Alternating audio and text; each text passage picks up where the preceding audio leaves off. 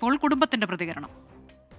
അസ്തമിക്കുക ഒരു ഡേറ്റ് ഇങ്ങനെ പറയുമ്പോൾ നമ്മൾ പ്രതീക്ഷിക്കും, ഡേറ്റ് ആ സമയം കഴിയുമ്പോൾ പിന്നെ അസ്തമിക്കുകയാണ്. എന്താ ചെയ്യാന്നും വലിയ പ്രതീക്ഷയിലായിരുന്നു ഇന്ന്. കാരണം നമ്മൾ ആവശ്യപ്പെട്ട രേഖകളൊക്കെ കൈമാറിയിട്ടുണ്ടായിരുന്നു, പക്ഷെ നിരാശയായി പോയി. അതെ, എന്ത് ചെയ്യാൻ പറ്റും, വെയിറ്റ് ചെയ്യാം, വേറെ നിവൃത്തിയില്ലല്ലോ. ഇനി കാത്തിരിക്കണം കുറച്ച് ദിവസം കൂടി. ഇൻഷാ അല്ലാഹ് വെയിറ്റ് ചെയ്യാം. അനുജ, ഇന്ന് വലിയ പ്രതീക്ഷയിലായിരുന്നു കുടുംബം, പക്ഷേ സാങ്കേതിക കാരണങ്ങളാൽ ഇന്നും മാറ്റിവെക്കേണ്ടി വന്നിരിക്കുകയാണ്. അത് റഹീമിൻ്റെ കേസ് മാത്രമല്ല, ആ കോടതി പരിഗണിക്കേണ്ട മുഴുവൻ കേസുകളും ഇന്ന് മാറ്റി വെച്ചിരിക്കുന്നു എന്നാണ് പറയുന്നത്. അത് അവിടുത്തെ കോടതിയിലെ സാങ്കേതിക പ്രശ്നങ്ങളാണ്. റഹീമുമായി ബന്ധപ്പെട്ട കേസല്ല, മുഴുവൻ കേസുകളും മാറ്റി വെച്ചിരിക്കുന്നു. ഇനി പുതിയ തീയതി കോടതിയിൽ നിന്ന് തന്നെയാണ് ലഭ്യമാക്കേണ്ടത്.